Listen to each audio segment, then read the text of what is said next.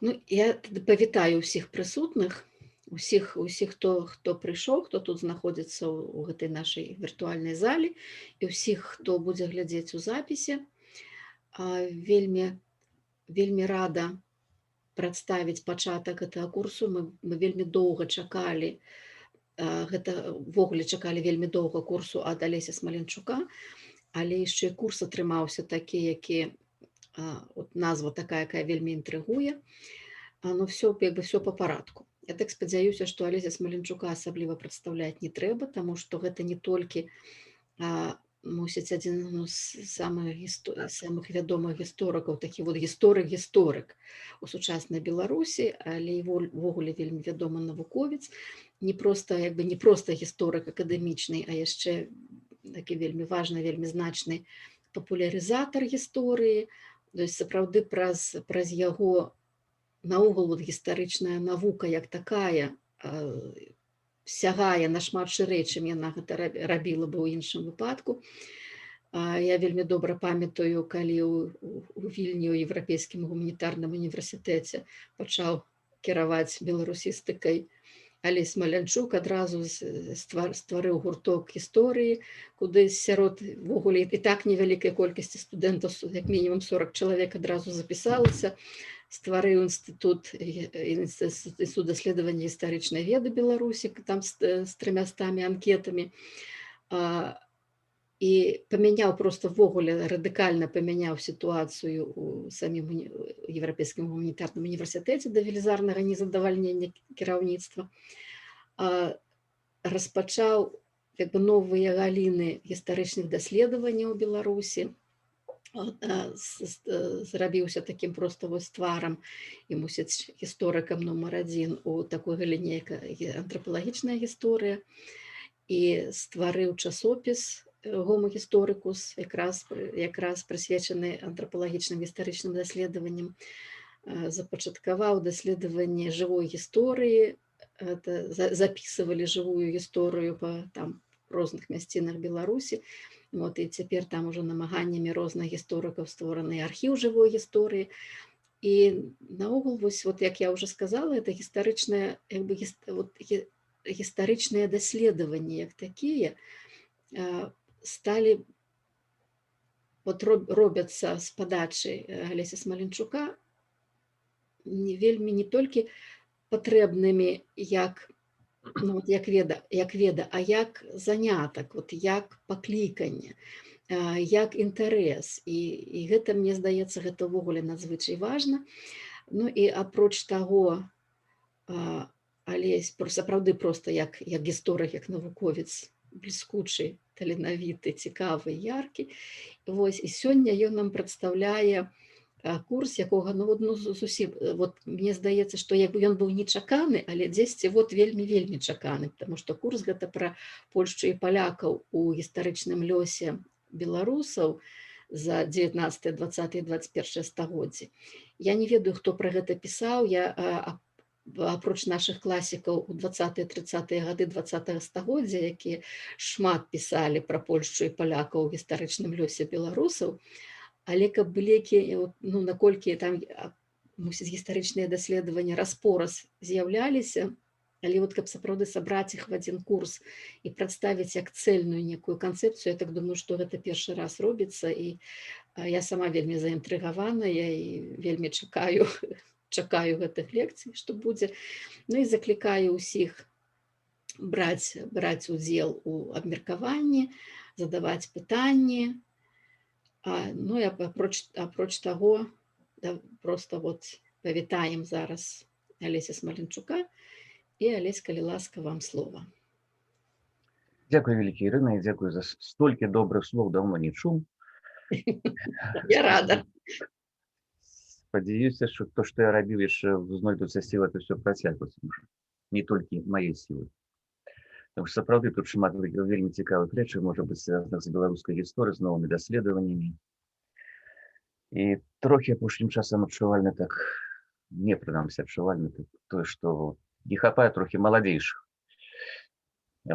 сціл у беларускай гістарыяграфіі.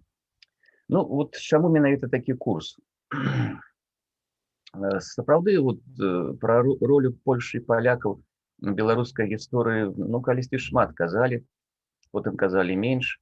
А апошнім часам пра гэта найбольш гавораць хіба прадстаўнікі такога неазаходнерусізму. Беларусі это звязана з паўстаннем 1863 года, дзе абвінавачваюць палякаў гэтым польскім мяцяжы, накіраваным на тое, каб раскалоць братні саюз беларусаў там і Расіі і так далей, ці абвясціць Каліноўскага польскім авантурыстам тэрарыстамі і так далей.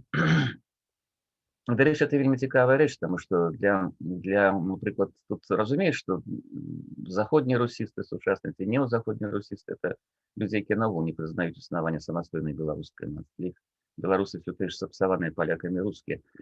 А вось і гэты клопат раптам пра лёс беларусаў з іх боку, ну, сведчыць толькі пра тое, што найбольш на пэўным стварэнні з палякаў большы вобраза ворага Беларусі зацікаўлены фактычна такія прарасійскія сілы сёння ў Беларусі.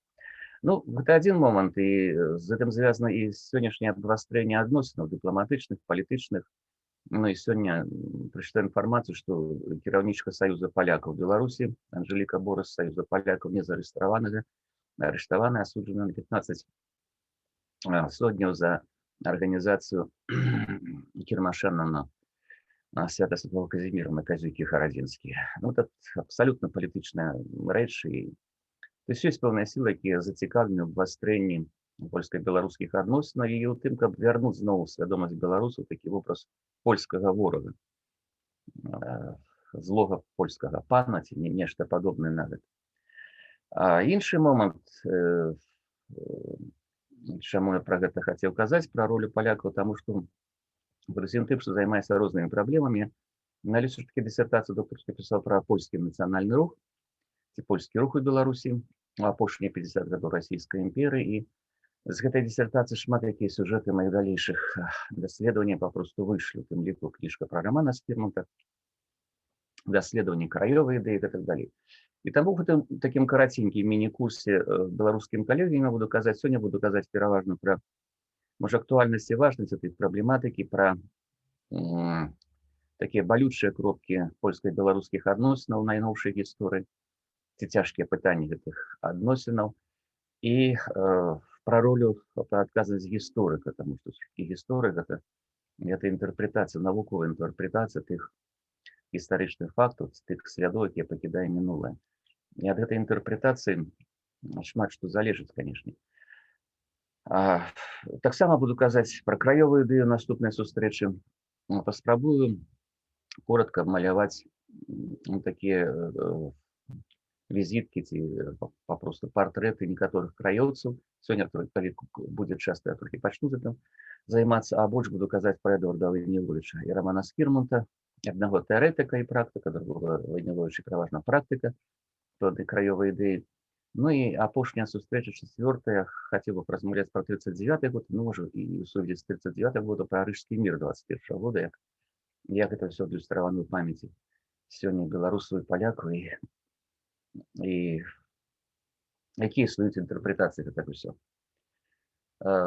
Я не выпадкова кажу пра тое, што гісторыя гэта інтэрпрэтацыя. Можна тут спрачацца, можна па-рознаму ацэньваць.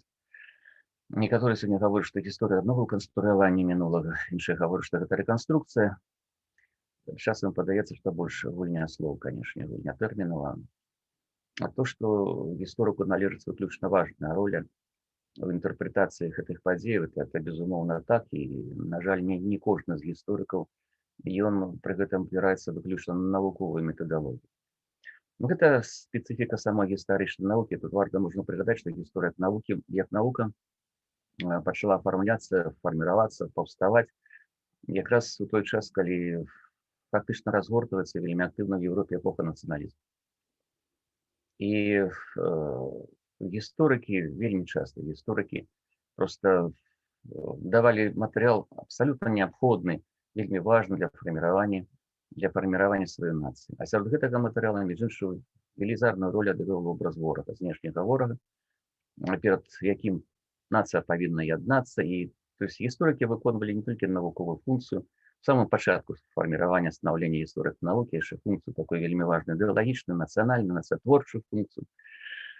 І, магчыма, менавіта з гэтым звязаны ты абвінавачванне гісторыю тым, што гэта не навука, што яна палітыка, якая павернутая ў мінулае і нешта падобнае. Ну, я тут знайшоў цытату, якой свой час карыстаўся.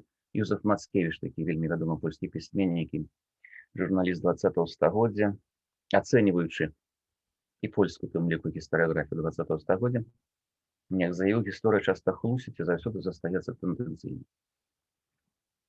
Все гэта ёсць, но я б тут не ставіў гэтым абвінавачваць гісторыю, хутчэй гэта датычыцца ўжо канкрэтна гісторыку таго, што яны робяць ці чаго яны не робяць. Дарэчы, гаворачы пра гэту ролю гістарыяграфіі ў фарміраванні вобраза ворага, як нацыянальнага ворага пэўнай нацыі, тут я б савецкі перыяд таксама адзначыў, толькі ў савецкія часы, калі казаць пра беларускую савецкую гістарыяграфію, тут хутчэй гаворка ішла не столькі пра нейкага такі нацыянальны вобраз ворага, колькі сацыяльны. Згадаў гэта таму, што калі пісаў кніжку пра Рамана Скірмонта, я паспрабаваў неяк прааналізаваць новы вобраз Скірмонта ў беларускай савецкай гістарыяграфіі. Атрымалася вельмі цікавая, смешная рэч, таму што пэўны момант у беларускай гістарыяграфіі знікае нейкі канкрэтны Скірмонт, Скірмонт канкрэтна мае на ўвазе, які мае імя, не мае гады жыцця і гэтак далей, з'яўляецца проста такі пан Скірмонт, які у 17 стагоддзі прынята ў беларускіх сялян, у 18 стагоддзі прынята ў беларускіх сялян. Там імя не фігуруе, даты жыцця не фігуруюць. Проста Скірмонт такі весь час жыве 2-3 стагоддзі, весь час прыгнятае і прыгнятае. Такі зборны вобраз уже сацыяльна, тут можна сказаць, сацыяльна-нацыянальнага ворага, бо все ж такі як польскі пан ён фігураваў. Яшчэ некалькі такіх асабістых момантаў, пра якія хочацца сказаць, звязаных з маімі экспедыцыямі па вуснай гісторыі. Пра тое, чаму гэта тэма польска-беларускіх адносінаў мяне ўразіла свой час і прымусіла над гэтым задумацца. 2003 год гэта час, калі адбывалася экспедыцыя ў горадскім раёне пад горкамі. Мы працавалі тады паблізу вёскі Леніна. Славутая вёска Леніна, славутая рознымі рэчамі. Між іншым тым, што ў кастрычніку 1943 года там адбываліся вельмі жорсткія баі.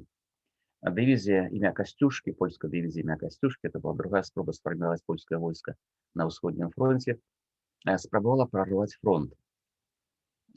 Прарваць фронт, там нямецкія пазіцыі, скончылася гэта катастрофай для польскай дывізіі. Дывізія панесла вельмі цяжкія страты і все это стало сімвалам такога польска-савецкага братэрства, зброі. Музей быў створаны пасля вайны. З часоў вайны засталіся могілкі, і ў савецкія часы штогод прыязджалі там ветэраны польскія, былі нейкія святкаванні і так далей. Такая рэч, в прынцыпе, зразумела, што мяне ўразіла падчас гэтай экспедыцыі размоў з людзьмі, то што практычна ўсе, з кім мы размаўлялі, людзі старэйшага ўзросту, казалі пра тое, што палякі здраднікі, што яны вінаваты ў тым, што Леніна была знішчаная. А пасля гэтых няўдалых баёў лінія фронта стала на адным месцы, і ад Леніна там нічога не засталося фактычна, а людзей адселілі адтуль. І вось это раптам сутыкненне такіх розных наратываў. З аднаго боку музей, слава там польска-савецкай баявой гэтай лучнасці, а з іншага боку перакананне, абсалютнае перакананне мясцовых жыхароў, што палякі здраднілі, што яны пераходзілі на бок немцаў, што здрадзілі нам, і яны вінаваты ў тым, што гэта вёска была знішчаная.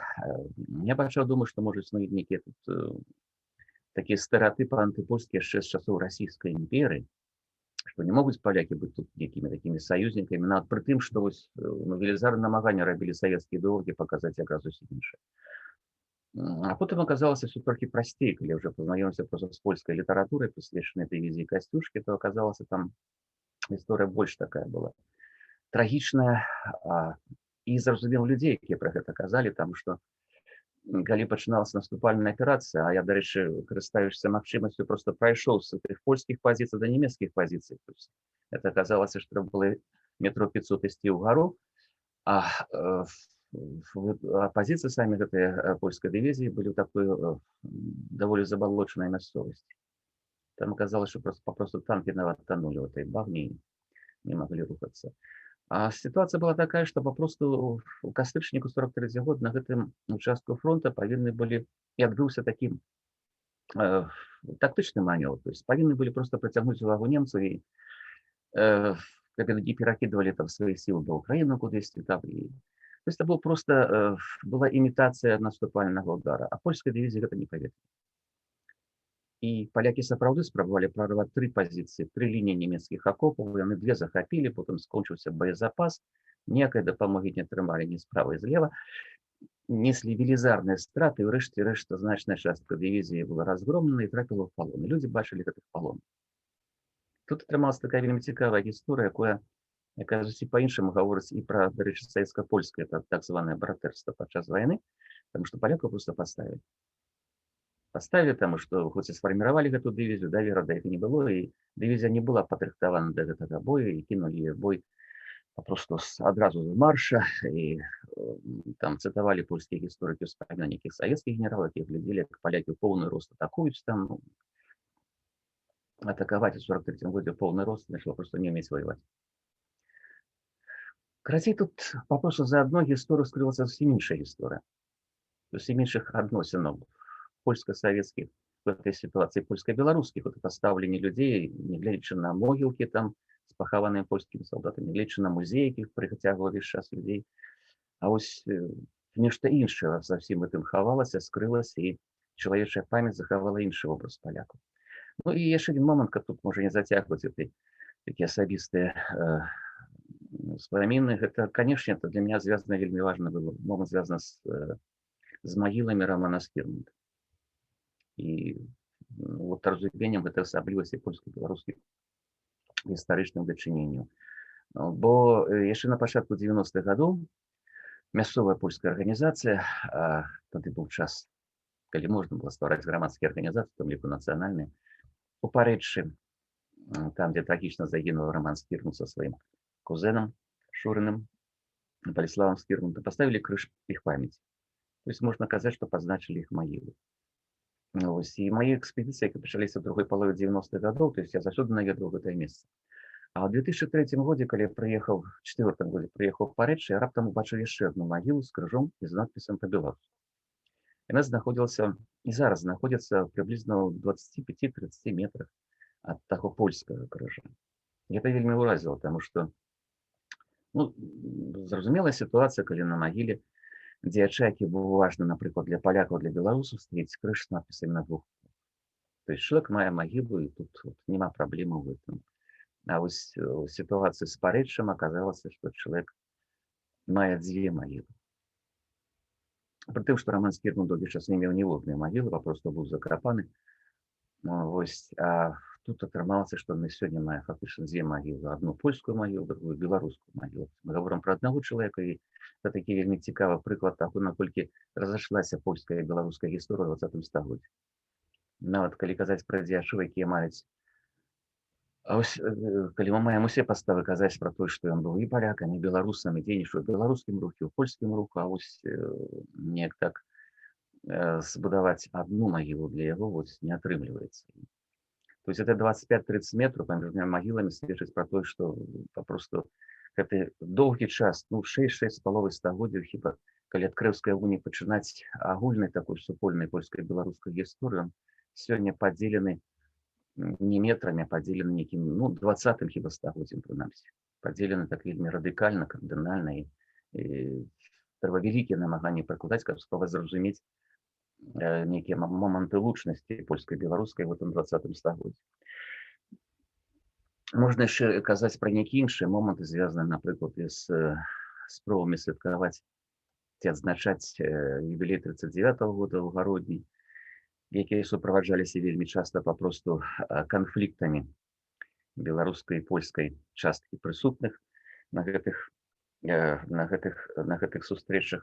Спрэчкі вакол Каліноўскага, таксама пра гэта можна казаць, таму што тут ўсё таксама вельмі непроста, асабліва калі нечакана для мяне пэўны момант, калі, напрыклад, той ж самай пазіцыі неўзаходняй русіцтва беларускіх раптам падтрымавалі Култышоў нейкі.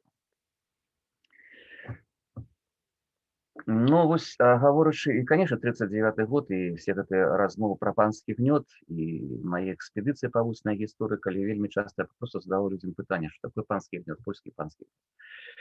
І звычайна старыя людзі, якія жылі ўвесь час там, большая частка жыцця якіх прайшла ва ўмовах заходняй Беларусі ў складзе Польшчы, ці гавораць, што такога не было, ці здзіўляюцца. Аднойчы чалавек сказаў, што мы былі пад палякамі или не былі пад прыгнётам. Зразумела, што прыгнёт быў. Конечно, калі мы чытаем падручнік, мы ведаем пра нацыянальна-вызваленчы рух, пра забарону беларускіх школаў, пра фактычна пагром беларускіх арганізацый, пра тое, што розныя польскія палітыкі папросту рэальна ставілі планы ліквідацыі беларусаў як нейкага этнаса, як нацыі, цалкавітай іх паланізацыі і так далей. Ну, а з іншага боку, вусная гісторыя паказвае, што для тых людзей, якія не жылі нацыянальнымі, для якіх нацыянальная складова не была дамінуючай в жыцці, якія папросту жылі ў Польшы, жылі і прыстасоўваліся да ўмоваў жыцця, вот тут было жыццё толькі істотна адрознае ад таго, што было у даваеннай БССР у тыя часы. Ну і прынамсі можна казаць, што вобраз польскага ворага для іх так не істотны быў. Хоць падручніка гэта па-ранейшаму ўсё гэта бачым і адчуваем, цытуем. Калі казаць пра беларускія крыўды да польскага боку, што найбольш в гістарыяграфіі прысутна і пра што трэба казаць, это, конечно, адна з першых тэм паланізацыя. Паланізацыя сацыяльнай верхушкі беларуска-літоўскага грамадства ў 17-18 стагоддзях. Шляхты і магнатэры, пра гэта і беларусы пішуць, пра гэта пішуць і літоўскія гісторыкі. І нават 19 стагоддзі першы Донар Запольскі напісаў пра тое, што ў 19 стагоддзі адбывалася паланізацыя беларускага сялянства. Вось. У тыя часы гэта сутыкненні, супярэчнасці, барацьба ў часы нацыянальнага адраджэння, нацыянальнага руху, беларускі нацыянальны рух, яго інтарэсы не супадалі з інтарэсамі польскіх нацыянальных арганізацый, а польскі нацыянальны рух прысутнічаў у Беларусі, прынамсі у версіі НДЦ, дастаткова, можна сказаць, радыкальнай польскай групоўкі палітычнай і ППС. Адны спалучалі, адны спрабавалі будаваць нацыянальны на такой больш чыстай такой версіі этнакультурнага польскага нацыяналізму, другія спалучалі сацыялістычныя ідэі і не заўсёды гэта ўсё супадала з інтарэсам, то есть практычна ніколі не супадала з інтарэсам беларускага руху, хоць калі ў 1917 годзе пачаліся адбывацца перамены і паўстаў беларускі нацыянальны камітэт з Раманам Скірмантам у Менску, то тут трэба адзначыць, што польскія арганізацыі, мясцовыя менскія польскія арганізацыі, польская рада землі мінскай падтрымала намаганні беларусаў па аўтаноміі, а потым яны падтрымлівалі пэўны момант і намаганні Беларускай Народнай Рэспублікі, не ўступалі супраць гэтага. Там все толькі змянілася, калі ўжо Польша абвясціла сваю незалежнасць, стала відавочна, што Польша мае шанс на незалежнасць ад адрознення ад Беларусі. А пэўны час мясцовая польская супольнасць падтрымлівала намаганні беларускіх палітыкаў, хоць даволі, скажем так, занепакоеная была дамінаваннем сацыялістаў. Все ж такі, калі казаць пра палякаў у Беларусі і Літве ў тыя часы, то значная частка польскай супольнасці гэта былі прадстаўнікі зямянства, прамысловых колаў, то есть, пэўная эліта, якая зразумела, што намаганні сацыялістаў, такія дамінавалі ў беларускім нацыянальным руху, былі накіраваны супраць іх вялікай ступені. Это, конечно, тут трэба казаць пра Рыжскі мір і падзел Беларусі ў 1921 годзе. Пра то, як падзялілі беларусаў чужаніцы і наколькі гэта быў моцны удар па беларускаму нацыянальнаму адраджэнні і той, што перакрэсліла фактычна спробы адстаяць незалежнасць БНР у той момант. І хоць сёння, калі гісторыкі ацэньваюць беларускі, у тым ліку Рыжскі мір, то гавораць пра тое, што ўсё ж такі тут ёсць пазітыўныя моманты для Беларусі, пры тым, што хоць дэлегацыю нават БССР не дапусцілі да ўдзелу у перамовах, БНР таксама не была дапушчана. Аднак усё роўна па выніках фактычна гэта было пэўнае прызнанне Беларусі. Беларусь зразумела савецкая, як і прызнанне Украіны савецкая, якая удзельнічала ў перамовах. І тая мяжа, якая была зацверджана, то фактычна гэта была Польша, можна казаць, першыню прызнала існаванне Беларусі як пэўнай рэспублікі. В міжваенны час нацыянальна-вызваленчы рух у заходняй Беларусі, разгром грамады і лагеру берозе картузля, про які шмат свой час казалі і савецкія ідэолагі, часам сёння зноў пра гэта можна нешта пачуць. Все гэта ёсць. І канешне, яшчэ калі казаць пра сённяшнія гэтыя падзеі, тут можна прыгадаць рэч, звязаную з, прабачце, нейкі шум, звязаную з трагічнымі падзеямі на Беласточчыне у 45-46 годзе, калі палалі беларускія вёскі і фігуруе імя капітана Рамуальда Райса, псевданім Буры. Толькі ў лютым 45-го, здаецца, там 79 беларусаў загінула, ну і нават Інстытут памяці нацыянальнай Польшы прызнаў геноцид у яго дзейнасці. А штогод, у гэтым годзе толькі што не адбыўся, адбываюцца маршы правых радыкалаў у той мясцовасці, якія зноў крычаць пра тое, што Буры гэта героі, праходзяць па тых мясцінах, дзе жывуць людзі, блізкія сваякі, нашчадкі тых, хто загінуў у трагічных падзеях зімы 45-го года. Калі казаць пра польскія прэтэнзіі да беларусаў, гаворачы пра найноўшую гісторыю, то трэба казаць тое, што ў польскай гістарыяграфіі, літаратуры, свядомасці значнай часткі палякаў прысутнічае перакананне, што беларусы разам з бальшавікамі знішчалі даровак польскай культуры. Шмат гаворыцца пра антыпольскія рэпрэсіі ў даваенных БССР. А тут самая трагічная старонка, безумоўна, гэта так званая польская аперацыя НКУС БССР, падчас якой была арыштавана прыблізна 21 000 чалавек, прычым там больш за 83-84% гэта былі смяротныя прысуды, практычна всіх арыштаваных расстрэльвалі у тыя часы, хоць захаваныя дакументы, якіх можна зазірнуць, сведчыць, што большасць арыштаваных польскіх шпіёнаў былі беларусамі па сваёй нацыянальнасці. Тым не менш, гэта забойствы, гвалт, дэпартацыі ў восень 39 года. Даволі часта, асабліва на Палесе, гэта азначаецца, папросту паўсталі такія бандыцкія фармаванні, пераважна з мясцовага насельніцтва, якія забівалі бежанцаў, забівалі леснікоў, забівалі, спраўляліся з польскімі землеўласнікамі, папросту дзейнічалі як бандыты. Тут можна па-рознаму гэта ўсё ацэньваць, і часам здаецца, што гэта быў такі чарговы сялянскі бунт. Ну, я лічу, на прыкладзе таго ж Скірмонта і іншых скірмонтаў, што папросту той ж НКВД, НКУС вырашыла распраўляцца з сваімі ворагамі не ўласнымі рукамі саміх беларусаў, якія, на жаль, давалі такую магчымасць.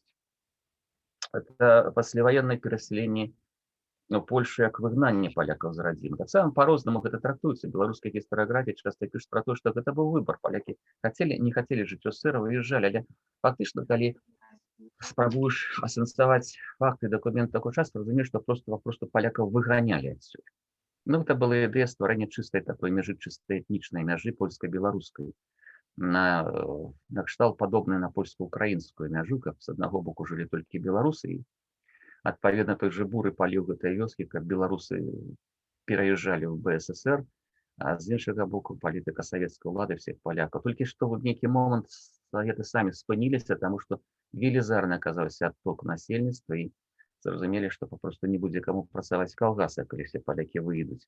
А выязджалі не толькі палякі, выязджалі часта беларусы-каталікі. Ёсць прэтэнзіі да той палітыкі, якая ў савецкія часы адносна польскай супольнасці існавала ў БССР. 1948 год ліквідацыя апошняй польскай школы. Побач, дарэчы, савецкая Літва і польска-літоўскія адносіны значна больш горшыя, чым беларускія. Польскія адносіны былі, тым не менш, у савецкай Літве існавалі польскія школы, ніхто шкальніцтва польскае не забараняў. Беларусь усё была знішчана. Таксама скардзяцца на савецкую фальсіфікацыю гісторыі, на статыстычную хлусню. Вось, аднойчы меня это непасрэдна, дарэчы, закранула, калі ў 85 годзе я влакуўся на працу ў музей, рэспубліканскі музей гісторыі рэлігіі в Гародні.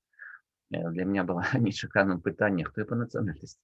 Калі сказаў, што беларус, то той, хто прымаў на працу з палёвкаю з НКУС, сказаў, я добра, што не паляк. А я яшчэ малады чалавек, то ніхто не мог зразумець, якая розніца наогул. У Савецкім Саюзе, аказваецца, розніца была.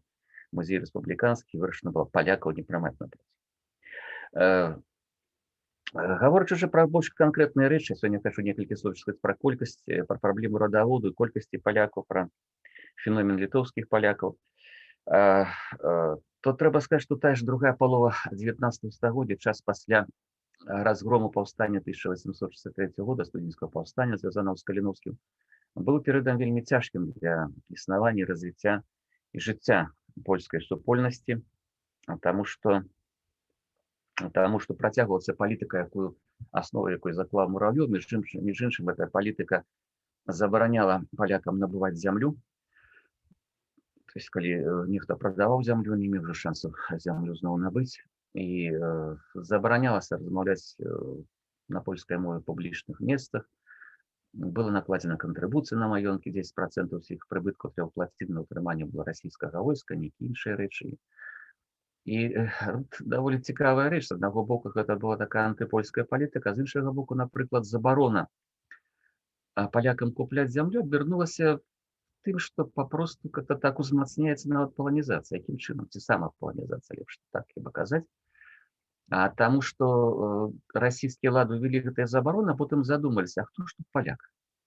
Як з гэтага насельніцтва, як тут убачыць палякаў, на каго распаўсюджваюцца гэтыя забароны? Ну і першасны адказ быў вельмі просты. Католік – гэта паляк. І вось адбыліся гэтыя ўсе перамены, пазітыўныя перамены, звязаны з адменай прыгону ў 1861 годзе. Вёска пачала багацець. Тыя ж беларусы каталіцкага веравызнання часта мелі грошы, каб набыць зямлю, но калі звярталіся за дазволам мясцовыя органы ўлады, то чулі пра тое, што яны купіць нічога не могуць. Чаму? Таму што яны палякі. І так неяк вельмі дзіўна, што гэта расійская антыпольская палітыка, яна папросту правакавала беларусаў на тое, каб начальнік нейкі сказаў, што ты паляк. Можа, я і ёсць паляк. Часта так бывае, што палітыкі імкнуцца да аднаго, а атрымліваюць абсалютна супрацьлеглы выбар. Но тым не менш, сітуацыя польскай супольнасці была даволі трагічная, даволі непростая. Хоць эта польская ідэя пасля разгрома паўстання, пасля з'яўляецца кніжкі Лізы Ажэшкі, Глорія Віктіс, она набыла такую пэўную славу і таксама гэта дзейнічала на многіх беларусаў. Ну вось, калі казаць пра колькасць палякаў, пытанне такое вельмі непростае, пытанне само па сабе цікава, пра якое можна доўга казаць, но я тут абмяжуюся толькі, можа, першым і апошнім перапісам на тэрыторыі Беларусі. Першы перапіс 1897 год, это быў першы всеагульны перапіс насельніцтва ў Расійскай імперыі. А апошні перапіс 2019 года ўжо ў Рэспубліцы Беларусь. Так вот, калі казаць пра першы перапіс, то, зразумела, там не было пытання пра нацыянальнасць, таму што арганізатары перапіса разумелі, што гэта пытанне паставіць у тупік 99% насельніцтва Расійскай імперыі. Што такое нацыянальнасць? Хто ты па нацыянальнасці? І звычайна гісторыкі ці сацыолагі, якія там займаюцца гістарычнай сацыялогіяй, калі аналізуюць вынікі гэтага перапісу, звяртаюць увагу на дадзеныя па роднай мове і дадзеныя па веравызнанні. У пэўны момант была такая тэндэнцыя, што, напрыклад, для польскіх даследчыкаў каталік – гэта паляк. І, адпаведна, расла колькасць каталікоў запісвалі ў палякі. Для беларускіх даследчыкаў, калі там родная мова была пазначана беларуская, у тым перапісе, дарэчы, існавала родная мова беларуская, то это было дастаткова, каб сцвярджаць, што гэта беларусы. І калі з такога пункту погляду падыходзіў, там атрымліваецца, уже дакладна не памятаю гэтай лічбы, што прыблізна 20% всіх чыноўнікаў Беларусі былі беларусамі. Больш 20% настаўнікаў былі беларусамі. І наогул там 6,7 мільёнаў насельніцтва прызнала роднай мовай беларускую мову. Это, конечно, лічбы з аднаго боку так могуць цешыць, а з іншага боку выклікаюць пытанне, калі вот 1897 год і такая колькасць людзей прызнае сваю родную беларускую мову, чаму БНР в 1918 годзе не атрымала належнай падтрымкі? І тут хутчэй гаворка ішла пра пэўныя палітычныя гульні расійскага ўрада, таму што беларусы для расійскага ўрада тыя часы гэта частка гэтай вялікай расійскай супольнасці фактычна. І беларуская мова гэта была таксама як нейкая такая гаворка, расійская гаворка, за якой не стаяла нейкай самастойнасці, то есть прынялі і запісалі толькі дзеля таго, каб паказаць, што ўсё гэта рускі народ, руская нацыя там, і і гэтак далей, гэтак далей. Думаю, што гэта нармальна такое тлумачэнне, таму што вот, калі проста верыць гэтым лічбам пра родную мову і не разумееш, што там чаму ж БНР так не падтрымалі, калі ўжо людзі разумелі, што яны па-беларуску размаўляюць, што яны беларусы. Ну і калі казаць пра гэтую колькасць, я можа абмяжуюся толькі адсоткамі.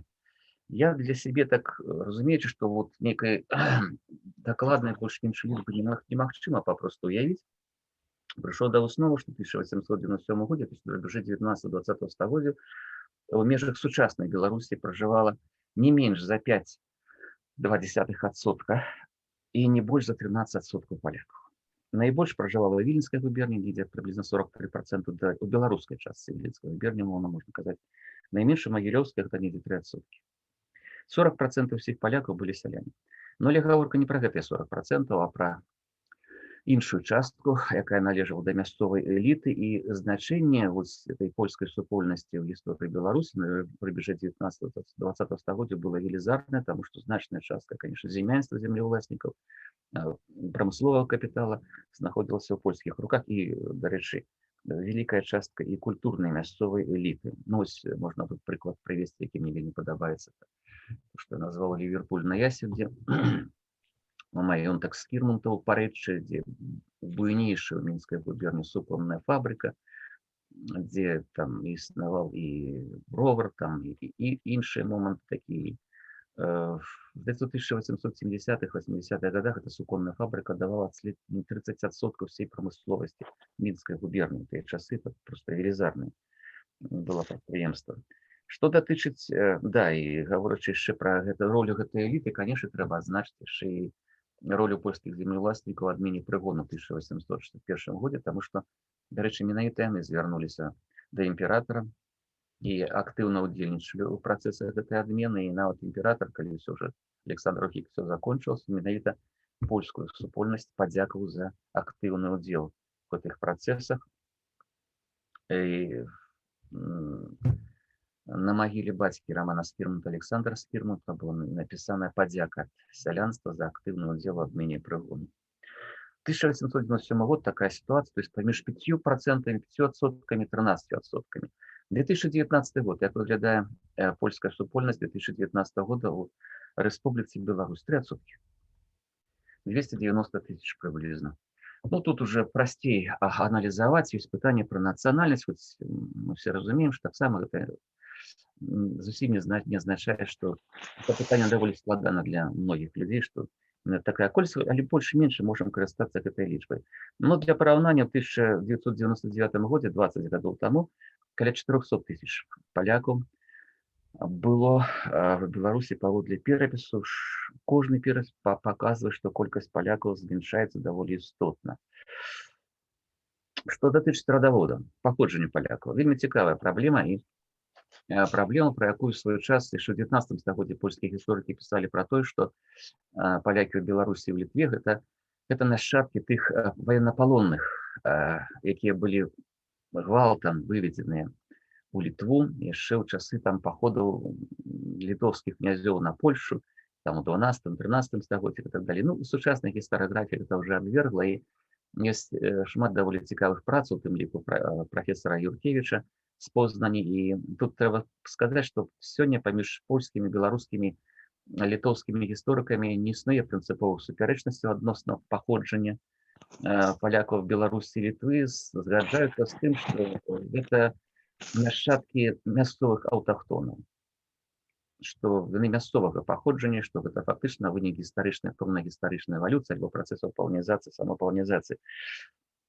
Тым не менш, трэба казаць, што, канешне ж, былі перасяленні на Беларусь таксама. Не такога масавага характару, як на Украіну, напрыклад, на Беларусь былі перасяленні, і для мяне была нечаканасцю, калі ў 2004 годзе была экспедыцыя на Гомельшчыне па вуснай гісторыі, і нечакана для сябе, просто мы сутыкнуліся некалькі разоў з польскай топанімікай, з памяццю пра нейкіх польскіх перасяленцаў. Я нават там паспрабаваў такі міні-праект развернуць, вось паходжанне, палякі на Гомельшчыне, адкуль. І аказалось, што пераважна гэта былі перасяленцы 19 стагоддзя, якіх мясцовыя памешчыкі там запрашалі, прывозілі з каралевства польскага, і памяць пра іх захавалася. Там хутар Слён Закіны, знаходзілі такія рэчы, і нейкая памяць пра то, что пакошнік гэтых людзей была польская, размаўляць з іх нашчадкамі, но засталося, і это было вельмі цікава, нават Гомельшчына, недалёка ад тэрыторыі Польшы. А бліжэй тут уже значна да межы з Польшай Августоўскі канал, які будаваўся першыя трэці 19 стагоддзя, то тут его будавалі пераважна польскія работнікі з каралеўства польскага. Ну, дарэчы, Августоўскі канал, это у тыя часы гэта і было каралеўства польскае. І вось тут можна сказаць, што пад Гродно захавалася такі анклаў людзей такой вот пераселенцаў з тых даўніх часоў польскіх пераселенцаў. Апошнім часам польскай гістарыяграфіі, можна казаць, назіраецца спроб поўнага перагляду гэтай канцэпцыі. Напрыклад, Анджэй Рахуба і іншыя вядомыя польскія гісторыкі спрабуюць паказаць, што і ў часы сярэднявечча назіраліся ў тым ліку на Беларусь, на Літву даволі масавае перасяленне палякаў. Ну, пакуль што гэта тэндэнцыя ёсць, но нейкіх такіх значных працаў на гэтую тэму няма, і можна казаць, што ўсё ж такі сёння гістарыяграфія трох краін пагаджаюць з тым, што мясцовая польская супольнасць мае такія, то есть супольнасць у Беларусі, у Літве мае мясцовыя карані, мясцовае паходжанне. Канечне, у гэтым выпадку пастае праблема гэтае пытанне гэтай гістарычнай эвалюцыі, якім чынам і як гэтай мясцовай аўтахтоны станавіліся палякамі. І тут пытанне пра паланізацыю ці самапаланізацыю. Вось пэўная праблема звязана з тым, што вельмі часта гісторыкі глядзяць на працэсы 17-18 стагоддзя скрозь прызму гісторыі 20-го стагоддзя, скрозь прызму эпохі нацыяналізму, і здаецца, што хтосьці спрабуе фактычна зразумець тыя працэсы, вось гаворачы пра пэўны нацыянальны ціск, гвалт і прымусовую паланізацыю. Но але ж ніхто не мог прымусіць радзівілаў размаўляць на той мове, на якой не хацелі размаўляць.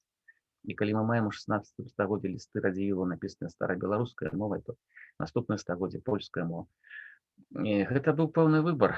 Зразумела, што гэта выбар быў абумоўлены палітыкай той Рэчы Паспалітай, гэтым далей, так далей. Але ўсё роўна тут вот, калі ёсць варыянт размаўляць пра паланізацыю ці самапаланізацыю, калі мы гаворым пра шляхту і магнатэрыю, то хіба нават гаворачы пра паланізацыю, трэба разумець, што гэта быў добраахвотны выбар. Што датычыць сялянства, я наказаў, што на думку Довнара Запольскага першыя трэці 19 стагоддзя адбывалася паланізацыя сялянства. Но але ж давайте прыгадаем, што такое першая палова, першая трэць 19 стагоддзя. Нема Рэчы Паспалітай. Тут больш няма Польшы, няма Рэчы Паспалітай.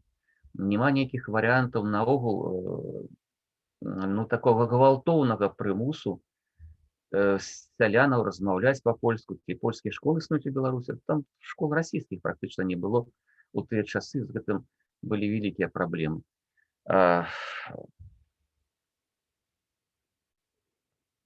І я б так сказаў, што гэты момант, разумееце, пэўная такая культурніцкая мяжа, тая ж мова, на якой размаўляюць сяляне і размаўляе там зімянства, эліта размаўляе польская мова, яна была важна менавіта для гэтых вярхоў. Таму што польская мова там была мова дамінуючага там саслов'я, скажам так. І каб вучыць беларускіх сялянаў, каб яны размаўлялі па-польску, які в этом быў сэнс? Тут хутчэй няхай размаўляць па-свойму, навошта нам гэта? Это мова вясковая, вёскі, мова тых хлопаў там. Не было такога інтарэсу. 20-е стагоддзе так, это ўжо іншая сітуацыя, і можна казаць пра палітыку нацыянальнага ціску, пра палітыку дзяржаўнай асіміляцыі альбо нацыянальнай асіміляцыю у другой Рэчы Паспалітай. Все гэта мела месца, але ацэньваць падзеі ранейшага часу скрозь прызму 20-го стагоддзя абсалютна нельга. І таму вельмі часта ў сваіх працах я выкарыстоўваю тэрмін самапаланізацыя, калі кажу пра ўсе гэтыя падзеі. Дарэчы, да гэтага тэрміна падштурхоўваць таксама не беларуская літаратура. Вось нават калі прыгадаць адраджэнскую літаратуру, паэзію, той же Максім Богданович Пагонін, згадаеце, там Янка Купала верш «Прарок». Артыкулы, і не толькі артыкулы, а кароткая гісторыя Беларусі Власта, Слава Ластовскага. Там, дзе ён цытуе, напрыклад, прамову Івана Мілешкі, дакумент 17 стагоддзя, калі не памыляюся, дзе гаворка ідзе пра тое, што шляхта сама здраджвае сабе, што, як там Мілешка піша ў той прамове, наша костка, але сабачым мясам абрасло, што служыць не радзіме, служыць там каралю польскаму і так далей. І тут неяк звяртаецца ўвагу на тое, што нехта там прымусіў а самі вот робяць свой выбор. І выбор не на карысць, на жаль, Беларусі. Ну і, канешне, вот вся гэта сітуацыя 19 стагоддзя, это, між іншым, яшчэ і сітуацыя, звязаная з даволі складанымі працэсамі, якія адбываліся ў свядомасці тагачаснага насельніцтва. І зноў жа, калі казаць пра 19 стагоддзе, якое вельмі важнае для разумення 20 стагоддзя, яно вельмі адно з самых цікавых гісторый Беларусі, мне здаецца, недооцененная уже в неким сенсе, то вот, ну, я такі один прыклад прывяду, што вот, калі б нам до конца зразумець свядомасць Кастуся Каліновскага, Кенція Константина Каліновскага, вельмі шмат зразумелі во всей нашей гісторыі, потому что зразумела, с одного боку, Каліновскі для нас это символ Беларуси, это гонор Беларуси, это символ і змагання за Беларусі дзяржаўнасці, безумоўна так. З іншых бок, калі вот мы говорим не про помнік Каліновскому, а говорим про реального Каліновского, який жив, змагаўся і памёр в 1864 годзе, то тут вось яго свядомасць істотна адрознілася ад свядомасці некага беларускага дзеяча эпохі адраджэння, свядомасці Антона Луцкевіча, там Вацлава Ластовскага. Это была іншая свядомасць, свядомасць, якой, мне здаецца, магло быць адначасна і ліцінства, і беларус мог быць, і паляк мог. Ну, гэта праблема уже такая даволі істотная праблема, і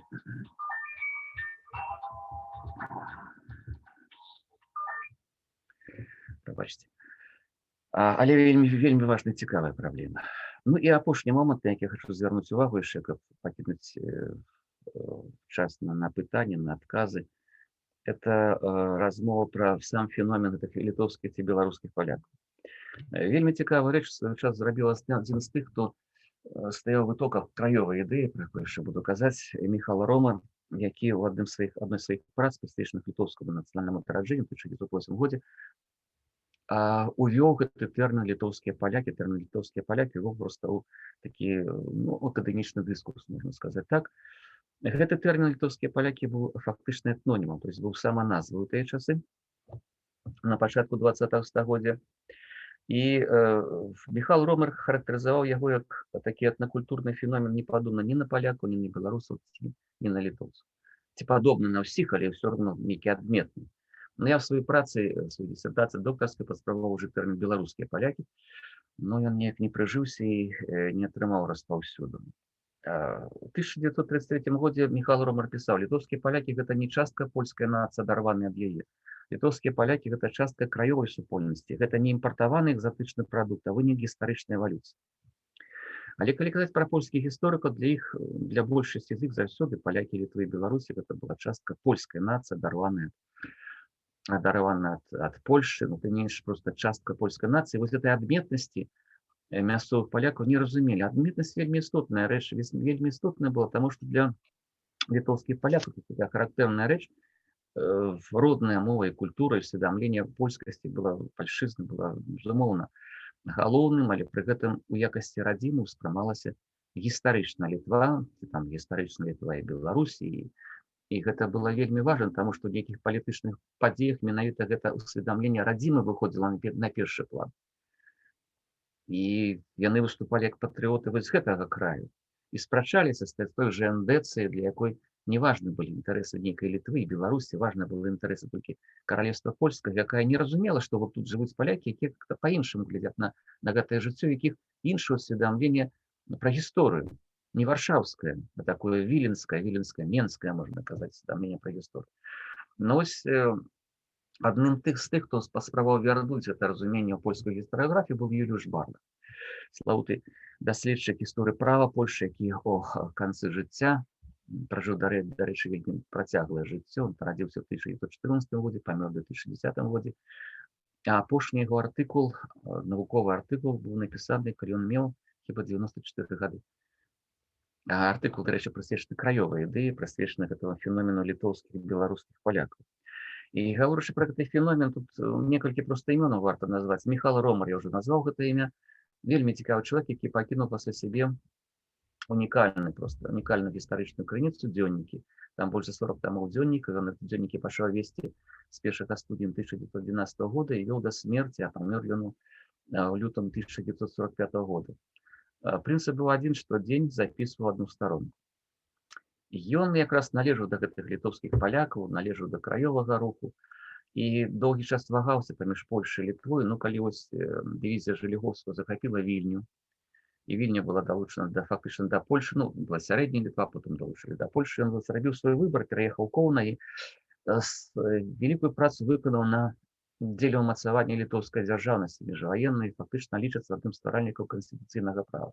Пры гэтым Міхал Ромар усё жыццё працягваў весці свой дзённік, якім рабіў запісы па-польску. Вельмі цікавыя крыніцы. Недавно в Варшаве прынялі рашэнне і выдалі 6 тамоў яго дзённікаў, вытрымкі з дзённікаў, што выклікала, дарэчы, неадназначную рэакцыю сярод гісторыкаў, таму што вытрымкі з вытрымкамі. Хоць я ацэньваю гэта хутчэй пазітыўна, і гэтыя 6 тамоў, якія можна чытаць і можна глядзець, это вельмі цікавы такі помнік менавіта гэтаму феномену літоўскіх ці літоўскіх і беларускіх палякаў з іх адметным усведамленнем сваёй радзімы. І менавіта ў гэтым асяроддзі нарадзілася краёвая ідэя. Краёвасць як такая арыгінальная канцэпцыя нацыянальнага руху, арыгінальная, і не шмат такіх арыгінальных палітычных канцэпцый нараджалася на нашых землях, на землях усходняй Европы, цэнтральна-ўсходняй Европы. Тут якраз ёсць чым ганарыцца, ёсць што вывучаць. Це вельмі цікавы момант, про які яшчэ буду казаць. Таксама да тых літоўскіх і беларускіх палякаў належала Канстанца Скірмут, старэйшая сястра Рамана Скірмута, якая жыла ў Парэчы, лічылася ліцвінкай, была пераканана ліцвінка. Тут наогул вельмі цікавая сітуацыя з вялікай сям'ёй Скірмунтаў, дзе былі прадстаўнікі так новай Польшы, фактычна Канстантин Скірмут, Літвы новай, як Канстанцыя Скірмут, літоўскай мовай не валодала, але перапісвалася з дзяўчамі літоўскага руху, лічылася літвінкай. Ну і Раман Скірмут, як прадстаўнік уже, які далучыўся да беларускага руху ў тыя часы. Гэта Людвік Абрамовіч, чалавек, які ў свой час так вельмі горача спрачаўся з Міхалам Ромарам у разуменні краёвай ідэі, таму што для Ромара краёвая ідэя фактычна гэта была злучэнне ўсіх народаў, якія жывуць у гістарычнай Літве, у новую краёвую нацыю, дзе на першы план выходзіла пачуццё патрыятызма, а ўжо іншыя нейкія моманты, там мова, там і паходжанне, там сацыяльная гэта ролі не адыгрывала. А Людвік Абрамовіч разумеў краёвую ідэю хутчэй як сужыццё, як талеранцыю, як такія добрасаседскія адносіны існуючых народаў. Не фармаванне з нейкага новай краёвай нацыі, а папросту гэта сужыццё тых народаў, якія карэнных народаў беларуска-літоўскага края, да якіх адносілі літоўцаў, беларусаў, палякаў мясцовых, зрэдку, вельмі зрэдку, трэба прызнаць, жыдоў адносілі. Вось, і былі такія вельмі вострыя спрэчкі паміж імі, хоць, в прынцыпе, існавала і такое прынцыповае паразуменне паміж Абрамовічамі.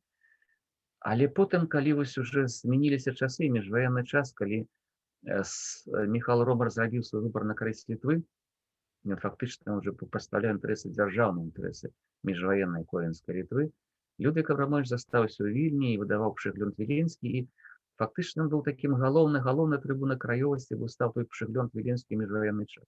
Між іншым, ён даваў магчымасць выступаць на старонках сваёй газеты дзячам беларускага, літоўскага руху, жыдоўскіх арганізацый, украінцам, якія маглі прамаўляць па-польску, што было вельмі важна, да польскага чытача, каб распавядаць пра свае крыўды ў гэтай краіне.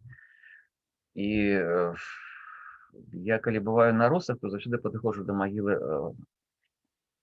Абрамовіча, а магілы няма, ёсць толькі падмурак гэтай магілы. Ён памёр, дарэчы, у 1938 годзе, і магчыма, што вайна, якая пачалася ў 1939 годзе, перашкодзіла, каб паставіць гэты помнік, там толькі хоста расце на яго магіле велізарная.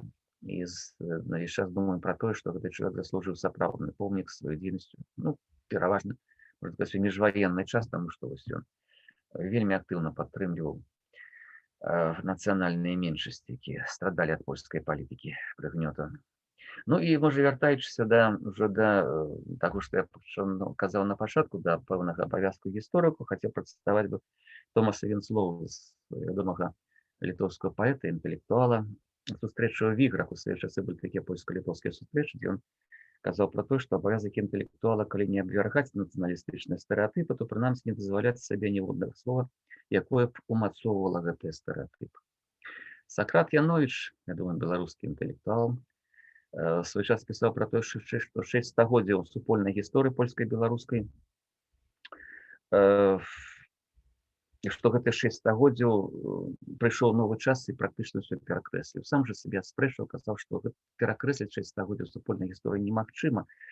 Немагчыма, трэба папросту гісторыкам працаваць над гэтым і імкнуцца паказаць, што гісторыя гэта не толькі барацьба за выжыванне, не толькі канкурэнцыя, гісторыя это яшчэ і супраца. Супраца, якая дазваляе будаваць будучыню в пэўным сэнсе. Ну, што ж я хацеў сказаць, мы так дамаўляліся, прыблізна гадзіну я размаўляю, а потым, можа, будуць вашыя пытанні, калі ласка, калі яны ёсць.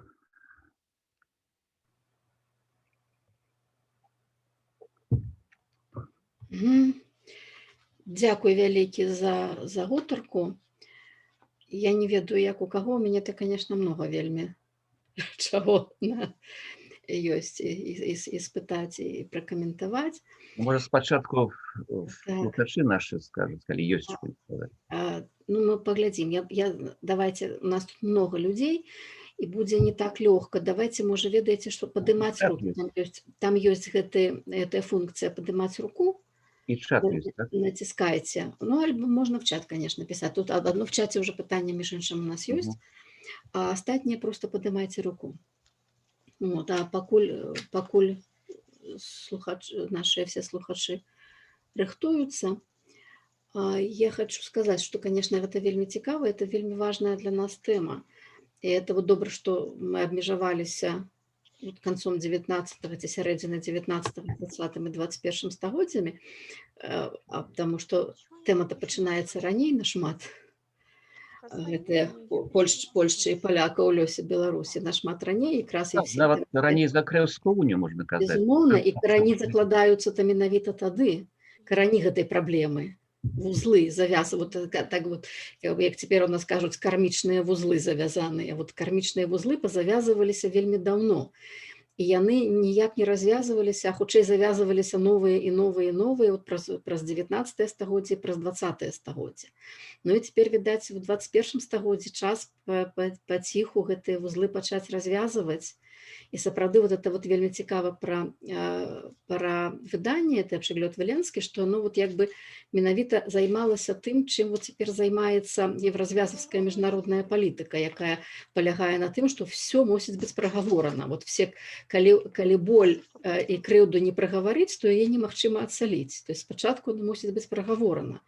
И вот это сапраўды все мусіць быць прагаворана. И вот то, что мы цяпер вот, зацеялі гэтую гаворку, это, мне здаецца, вельмі важно, потому что сапраўды можна паглядзець вот хотя бы вот, что так вот просто сходу на паверхні ляжыць. Вот. И это вельмі, вот оно сапраўды у нас, вот, не ведаю, у меня это у меня таксама яшчэ пытанне. Вот, першы перапіс выяўляе вельмі много беларусаў. Далей яны кудысьці дзяюцца.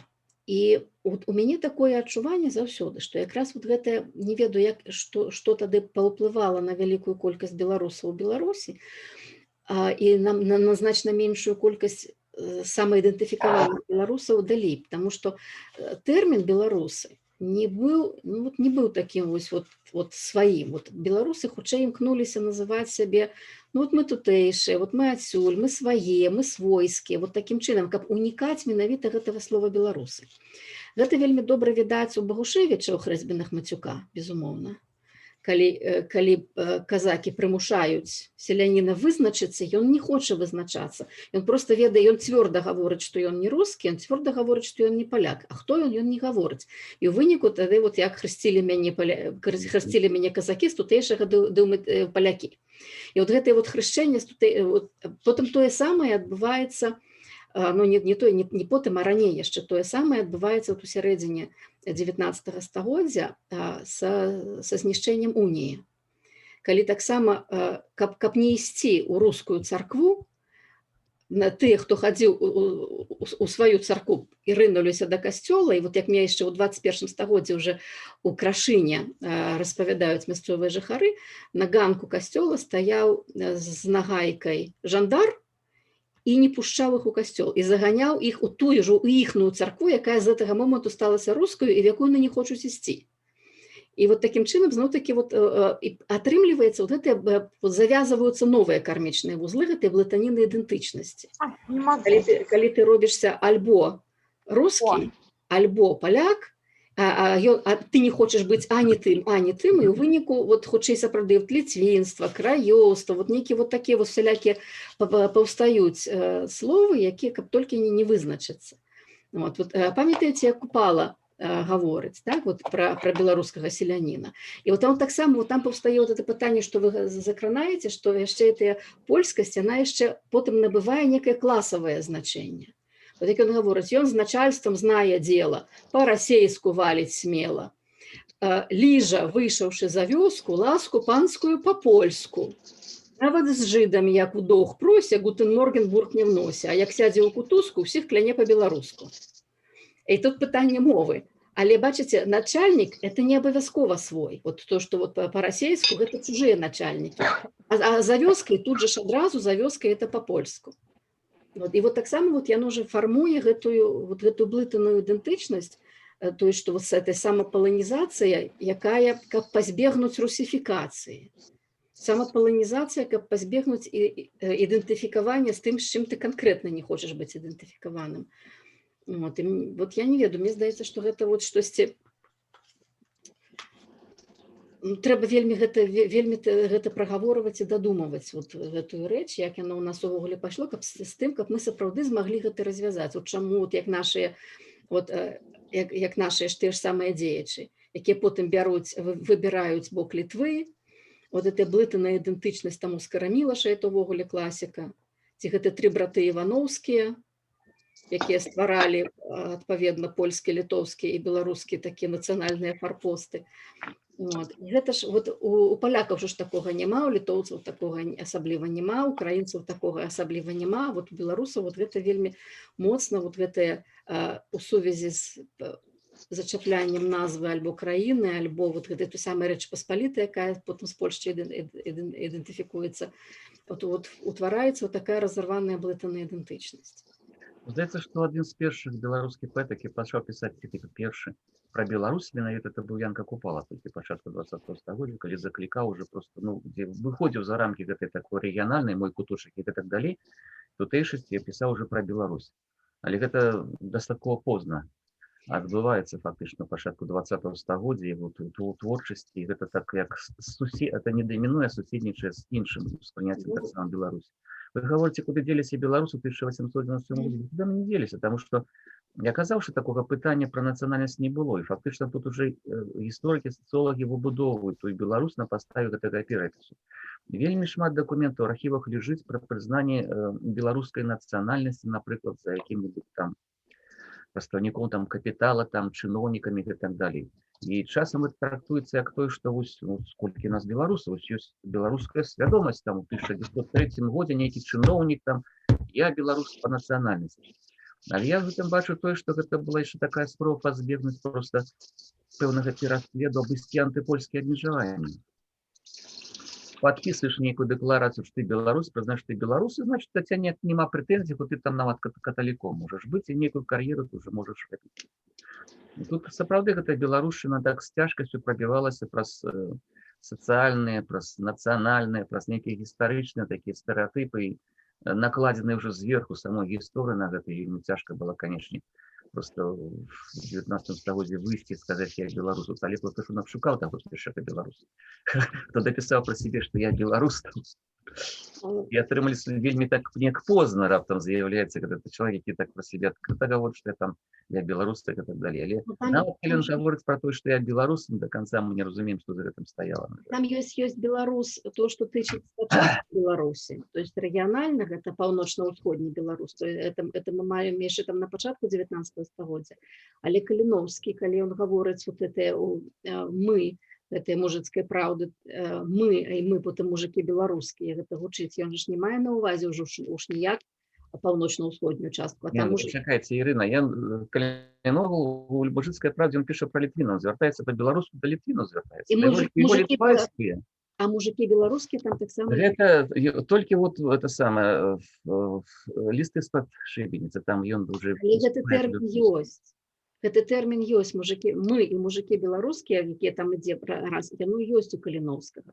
І яго, Ну, што называць, может, не в мужицкой правде только. Мужицкая правда на ней так трохи особняком стоит у в этом мужыцкай плане. праўды гэта ёсць мінімум адзін раз, і гэта ёсць таксама в лістах. І, ну, і потым же славуты пароль, каго любіш, люблю Беларусь, так? І таксама гэта тады, вот гэта першы раз, калі мы бачым, што яно пашыраецца на краіну, ну, прынамсі на некую вялікую краіну. Вот. Потым, конечно, Багушевіч, он не гаворыць пра краіну, он гаворыць пра мову. Вот. Але таксама, ну, Так само Беларусь гучыць. Так. Это крышечку іншая рэч. Ну да, потым сапраўды ўжо вот это пачатак 20-го стагоддзя, это ўжо ясна, што ідзе масава, але яно праз усё 20-е стагоддзе вот беларусамі все роўна ўспрымаецца як назва трошачкі чужая, вот трошачкі не свая назва. Вот мы вот цяпер у 20-м годзе, пасля жніўня 20-го года, мы гаворым, вот мы уже некалькі разоў гэта гучала ў розных людзей, што па сутнасці вот толькі цяпер слова беларусы і Беларусь стала саманазваю цалкам на краіну. Што яно было ўвесь час як бы вот, ну, вот як яшчэ вот у маім досведзе, там гадоў колькі таму, там калі пытаешся, пра на якой мове вы гаворыце ў беларускамоўных вяскоўцаў, яны смяюцца, кажуць па-свойму, а вы хто? А чаго вы па-беларуску гаворыце, нас пытаюцца? Я кажу, а мы беларусы, а вы хто? Смяюцца. Ну да, я так сама. Им немагчым, просто яны не могуць, яны в перапісе яны мусяць напішуць, потому што в школе іх так навучылі, За іх напішуць. Не, ну яны самі так напішуць, потому што іншай у іх все роўна няма, і все роўна яны не сфармулююць. А вот цяперашняе, вот просто літаральна, вот што на вачах адбываецца, вот гэты працэс, яны, ну, калі не завяршаюцца, то прынамсі набываюць зусім іншыя памеры. Вот это... Я гэта сваіх экспедыцый заўважыў яшчэ раней, таму што калі пачынаў экспедыцыю ў канцы 90-х гадоў, сапраўды гэта пытанне пра нацыянальнасць у старэйшых людзей беларускай вёсцы было пытаннем просто тупіковым таким. Ну, тупіковым, так. Ну, вот, мы тут живем, мы просто размаўляем по-простому, по-вясковаму. Это вы по-беларуску размаўляеце, а мы так по-простому. Але ўжо хіба гадоў з 10 таму вот я раптам адчуў, што няма праблемы з пытаннем пра нацыянальнасць у старэйшых людзей. Беларусы чаму? Таму што вот дзейнічае просто і Рэспубліка Беларусь, і беларускі пашпарт. Таму што калі потым пачынаеш пытацца спрабаваць зразумець, што стаіць за дэкларацыяй, што я беларус. Вот нічога, просто вот некая гісторыя, мова, не. Просто вот беларусы все ведаюць, што ён беларус, потому что моя пашпарт жыве в Рэспубліцы Беларусь и так далее. А да, 20-й год, конечно, это зусім на іншы ўзровень все гэта вывеў, безумоўна. На ўзровень такого гонару, што я беларус. Не толькі так, ну, навряд ці это яшчэ завяршылася, але яно прынамсі ў фазу завяршэння некую ўваходзіць. Вот міжваенны перыяд, які таксама дзесьці вот ключавы, каб зразумець гэта. Вот мне аповеды майго бацькі з заходняй Беларусі. Ён дзіцёнкам быў у тым часе. І вот калі ідзе гэтыя, наступаюць саветы, і вот там гэтыя акопы, і іх маці адпраўляла дзяцей насіць нашым памідоры в акопы. Вот мне таксама было цікава, што на памідоры вырошчвалі. А наши это были палякі, на якіх вот, то есть польскае войска, якое вот адступала, там гэтыя стражніцы это ставілі. У нас захаваліся, не ведаю, парачка стражніц у Беларусі 21-го году, якія там былі знішчаныя все. Я адзін, прынамсі, ведаю помнік, які праз усе саветы выстаяў, помнік з магарам з саветамі, выстаяў праз усе савецкія часы. І там, і вот это таксама, вот, што я вельмі хачу вот спытацца, і мне это вельмі заўсёды вельмі рупіць. Вот на гэтай стражніцы распораз вы можаце пабачыць, туды пад'язджаючы, пабачыць, што там хтосьці быў, хтосьці і адведае. І бачыце, хто быў, таму што там бела-чырвоныя стужачкі, і там, напрыклад, знічы белыя і чырвоныя. Значит, мы бачым, што палякі прыходзілі. Калі мы адведваем магілы паўстанцаў 1863 года, мы бачым, што іх адведавалі палякі. Просто вот па гэтых стужачках там сцяжкі польскія і знічы польскія. Ну, зрэдку мы самі там павесім уже бел-чырвона-белыя што-небудзь, ну, часам ёсць. Але калі мы бачым, што вот хто адведвае, адведваюць вот заўсёды пад гэтай сімволікай, пад польскімі колерамі. І вот таксама гэта же таксама же некая ідэнтычнасць. Это же таксама пытанне ідэнтычнасці. То есть, скажем, беларусы не туды, вот беларусы, якія не там, ну, не ідэнтыфікоўваліся з бел-чырвона-белымі праз усе савецкія часы. Там не было ні кветак, ні вяночкаў, апроч як нейкія там дзяржаўныя афіцыйныя святы з часу. А вот гэтыя польскія бела-чырвоныя, яны там весь час. Там кожны год хтосьці альбо 2 разы на год хтосьці прыходзіць, штосьці кладзе, ну і за часу там вот такія гэтыя там, ну ўжо вот беларускія наезды, якія таксама там гэта прыбіраюць, гэтыя магілы даглядаюць, але мы бачым, што вот гэтыя вот эта ідэнтыфікацыя з польскасцю у гэтым ёсць. І вот у гэтых стражніцах, там же ж нашыя хлопцы стаялі, вот беларускія хлопцы там стаялі. І тут же ж вот там, напрыклад, где там у Куранцы, там 12 магіл 21 году, і тут же ж помнік паўстанцам 863-го. І вот на ўсіх распораз вы можете пабачыць гэтыя, што хтосьці пад польскімі адзнакамі іх адведваюць. Ну, беларускія таксама. Тут в нейкі момант можна казаць, што я ведаю эту сітуацыю на Гарадзеншчыне, калі, напрыклад, прыходзілі беларусы, паедалі чырвона-белыя сцяжкі, якія потым вельмі хутка нехта прыбіраў. І пакідаў толькі, то есть бел-чырвона-белыя пакідалі, а пакідалі польскія варыянты.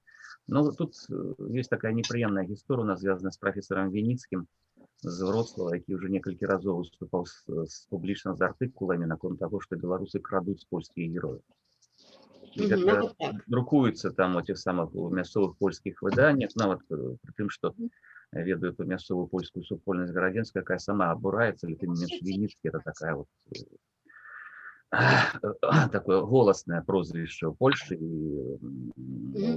ты не менш друкуеш, што беларусы крадуць там і так далей, і так далей. І пэўная барацьба за гэтыя помнікі, на жаль, ідзе і прысутнічае. І вельмі раздражае, дарэчы, кагосьці з польскай грамадскасці, то што менавіта, ну, зразумела, што чырвона-зялёны там ніхто не павесіць. А вось бел-чырвона-белы... Скажем, а чаму зразумела? Гэта, в прынцыпе, ты не зразумела, чаму там ніхто не павесіць. Вот ёсць цікавы прыклад з Сапоцкімі. Сапоцкімі Падгародні, там, дзе Густовскі канал, там, дзе такі анклаў польскі, даволі, то есть яны так дэманструюць актыўна, даволі публічна сваю менавіта польскасць вот такую недутэйшую польскасць дэманструюць.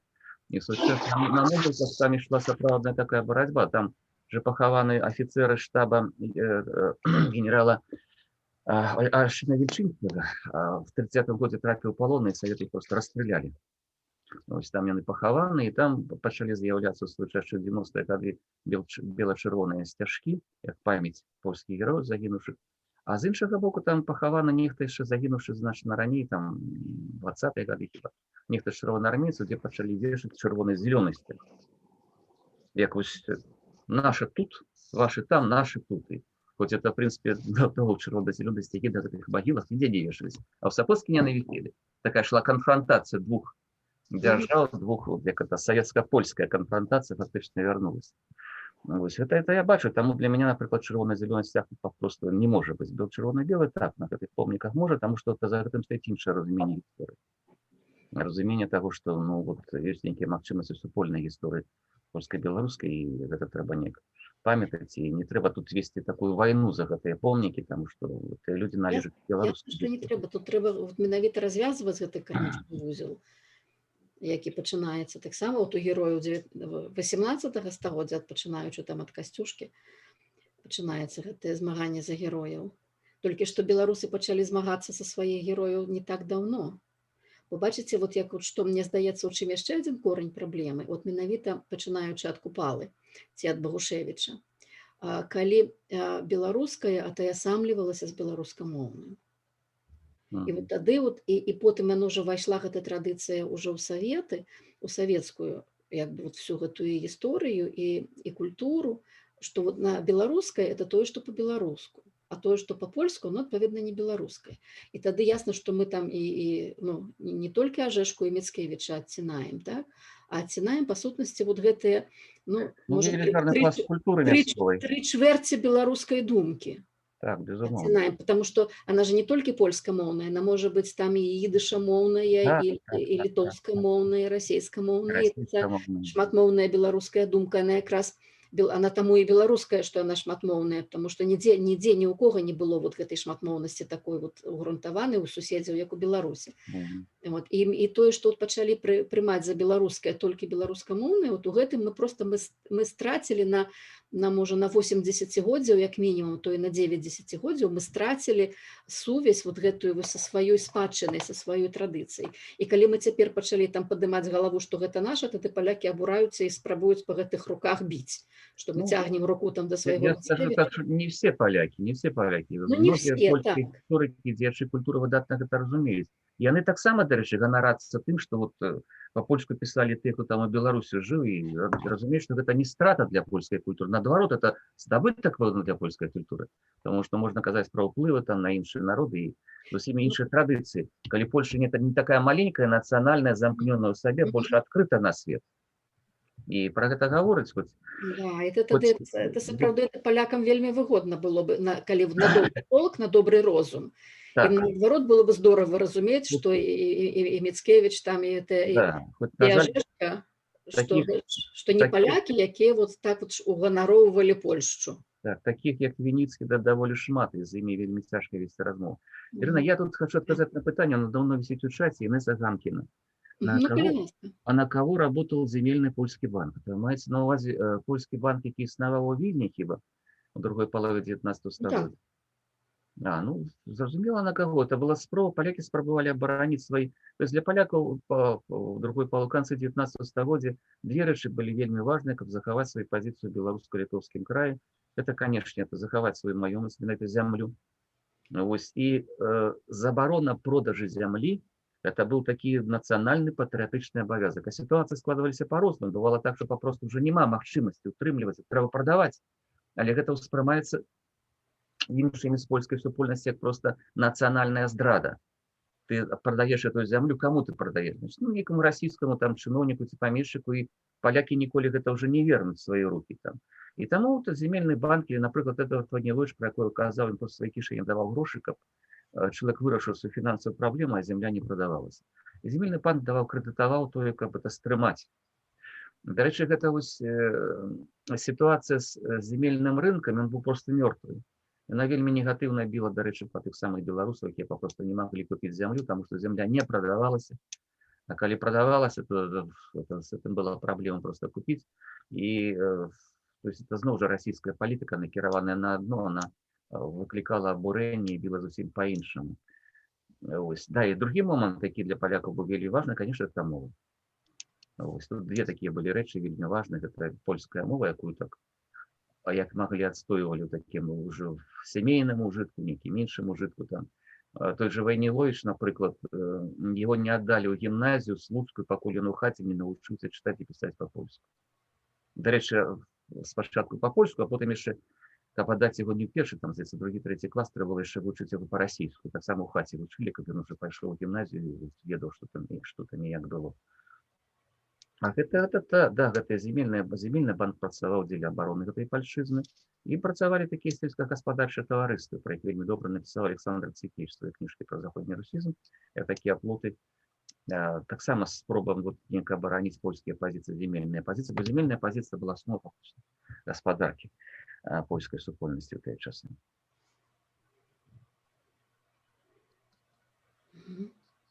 Можа, яшчэ пытанне? Скажите, ласка, ой, тревішчыць.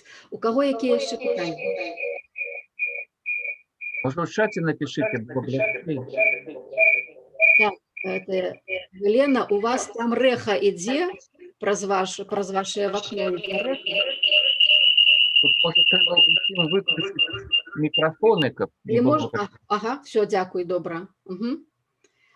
Калі ласка, у каго пытанне наспела?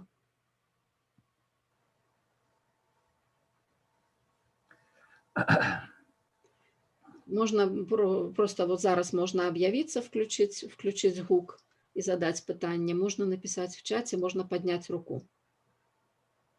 Ну, нема, не видать жадаючых. Не бачу. Ну, нешта не кинуліся. А можно тогда я еще задам пытанне? У меня пытанне, яно паўстала зусім нядаўна. Вот мы весь час сказали про Заходнюю Беларусь, літаратура Заходняй Беларусі, вся ситуация Заходняй Беларусі. Вот нядаўна неяк высветлілася, што гісторыкаў, асабліва, вот, кажа, і нават ну, польскіх гісторыкаў, там не толькі польскіх гісторыкаў, вельмі неяк раздражняе гэты тэрмін заходняя Беларусь. Што просто вот гэты тэрмін, ну, які просто, ну, зусім вот не трэба ўжываць, потому што вот ён нейкі зусім такі неадэкватны, ён вельмі савецкі, ён такі вот гэты састарэлы. І у меня апошняя гаворка на гэту тэму была, між іншым, з Даротай Міхалюк. Даротай нават. Так, так. І я тады, і што, ну, она казала, што ну, вельмі раздражняе гэты тэрмін. І я разгубілася, вот я бы сказала, так, я разгубілася. А тады, калі, ну, добра, як бы я не супраць нікога не раздражняць, напрыклад, так, але што тады з гэтым рабіць? І вот, ну, што ясна, што гэта там крэсы ўсходнія для палякаў, но яны разумеюць, што мы не можам іх называць так. Яны разумеюць, што у нас мусіць быць іншая некая назва. А чаму тады не заходняя Беларусь? І што тады вот увогуле з гэтым рабіць? Я даволі часта з гэтым сустракаюся, ну, з перакананнем польскіх гісторыкаў, што гэта камуністы прыдумалі там у 20-е гады заходняя Беларусь, каб, значит, это все адарваць і гэтак далей, гэтак далей. І спрабуюць пераконваць, таму што я сам калісьці цікавіўся, калі гэта паўстаў гэты тэрмін, і, дарэчы, упершыню знайшоў у артыкуле Міхала Ромара, прысвечанага Беларусі. Я яго, здаецца, друкаваў у Homo Historicus, это артыкул 1908 ці 9 года. То есть Ромер напісаў супер выдатную кніжку пра гісторыю літоўскага адраджэння. І потым, відаць, хацеў нешта напісаць падобнае пра Беларусь, но напісаў толькі артыкул, але такі вялікі артыкул, Варшавская Правда яго апублікавала. І ён там характарызуе 3 часткі Беларусі, і ў яго ёсць тэрмін заходняя Беларусь. 1909, здаецца, год. Прычым ён не прыдумаў гэты тэрмін. Ён просто ўзяў гэты тэрмін, чытаючы літаратуру там розную, аналізуючы, і ён просто характарызуе сітуацыю, між іншым, нацыянальную сітуацыю ва ўсходняй Беларусі, на Міншчыне і ў заходняй Беларусі, на Гарадзеншчыне. Піша пра гэта. Ёсць гэты тэрмін. Тэрмін заходняя Беларусь, 1912 год, здаецца, кніга польскага географа, ну, такого географа гуманітарнага плана, чынскага географа-дэмографа, дзе ўжываецца тэрмін заходняя Беларусь. Этот тэрмін існаваў у літаратуры, тагачаснай літаратуры. Польскія і літоўскія, там, ну, не кажу пра беларускіх даследчыкаў, бачылі заходнюю Беларусь, пісалі пра яе. Это просто сцвярджэнне, што гэта камуністы прыдумалі, это адзін са стэрэатыпаў, які неяк вельмі прыжыўся, і людзі нават не задаюцца нейкім такім, ну, пытаннем грунтоўна зразумець, што гэта, адкуль это ўзялося. Калі камуністы, чаму камуністы прыдумалі заходнюю Беларусь? З якой нагоды камуністам это все прыдумваць? Гэта все мае свае вытокі ў працы гісторыкаў і географаў ранейшага часу. То есть рэгіён заходняй Беларусь, ён, ну, можа, не быў так пашыраны, як нейкае іншае разуменне, там, Літва ці нешта яшчэ, але ён быў, прысутнічаў у навуковай літаратуры, публіцыстычнай літаратуры з самага, прынамсі, пачатку 20-го стагоддзя. Раней не сустракаў, але то, што ён не мае абсалютна камуністычнай нейкай там канатацыі, там, палітычна-камуністычнай, ідэалагічнай канатацыі не мае, он мае зусім іншае. На вытокі, ну, я спрабую это палякам неяк даводзіць, ну, это не вельмі, конечно. Мы ж яго ўжываем, па сутнасці, толькі ў дачыненні да перыяду 21-39 год. То есть мы не, ну, цяпер, калі мы гаворым заходняя Беларусь, мы нічого не маем на ўвазе, мы просто маем на ўвазе геаграфічна. Але калі мы гаворым пра феномен заходняй Беларусі, то мы гаворым, вот там все-таки літаратура, культура, мысленне, змаганне, там все што загодна. Беларусі, заходняй Беларусі, тады это вот, ну, 21-39. То есть гэта вот гэты перыяд толькі. Так вот, я хочу вашу думку, што, то есть мы можем працягваць так гаварыць і працягваць так называць. Я ўпэўнены, што мы маем на гэта права. Маем на гэта права, і не трэба, і ніякія іншыя назвы у нас для гэтай з'явы все роўна няма. Ну, іншым разам, ведаеце, вот, калі ўзнікаюць нейкія спрэчкі, я часам пішу заходняя Беларусь, праз касу і пішу паўночна-ўсходняе там воеводства другой Рэчы Паспалітай. Калі нейкія палітычныя моманты, ну, так это называлася вось у другой Рэчы Паспалітай. Ну, то, што заходняя Беларусь мы павінны карыстацца, маем поўна на гэта права, у меня няма ніякага сумнення, у меня гэта няма. Ну, добра, потому што у мяне такія вялікія сумневы пачалі паўставаць, калі вот не раз і не два сутыкнулася з тым, што вот не ўжывайце гэты тэрмін, не ўжывайце. Не, гэта не навуковы падыход, таму што я кажу, гэта яшчэ да всякіх камуністаў, этот тэрмін існаваў, гэтым тэрмінам карысталіся, у тым ліку, польскія даследчыкі Беларусі. Добра, дзякуй. Дзякуй за пытанне, за размову. Так, я яшчэ раз звяртаюся вот апошні раз да ўсёй публікі, ці ёсць якія-небудзь пытанні? Так няма. Здаецца, няма. А, ну, значит, тады мы, калі вот всё будзе добра, всё, мы сустракаемся праз тыдзень тут сама.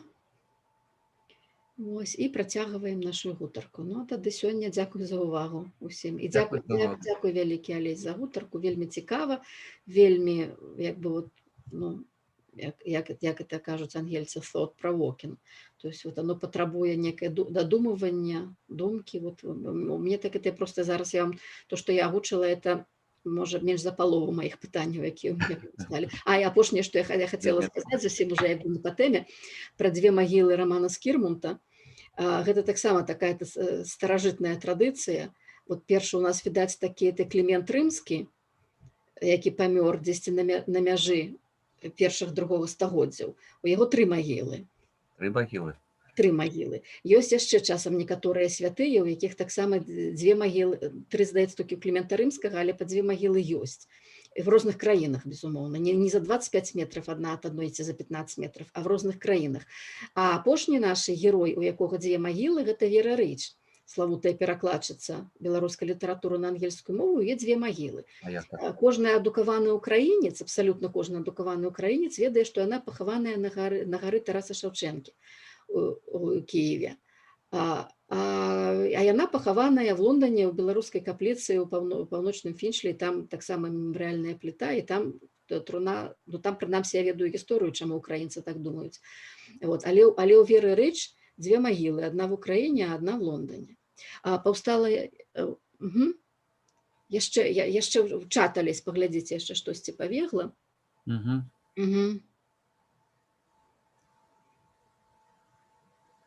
За наступнымі выкладамі зняць пытанне пальшчызны літоўскай, як тутэйшыя адмены польскай мовы. Ну, дзякуй за просьбу, толькі што я не з'яўляюся лінгвістам, мне вельмі складана гэта пытанне ўздымаць. Як гісторык я просто, ведаеце, не спецыяліст, каб аналізаваць пальшчызну літоўскую адмену польскай мовы. Ну, я думаю, што для беларускага калегіума можна знайсці спецыялісту па гэтай праблеме. Беларусь яны ёсць. Ну, шчыры дзякуй, сапраўды, шчыры дзякуй за гутарку. Вось, і тады сустракаемся праз тыдзень. Праз тыдзень, добра. Спадзяюся, што все будзе добра. Дзякуй, всяго добрага. До сустрэчы. До сустрэчы.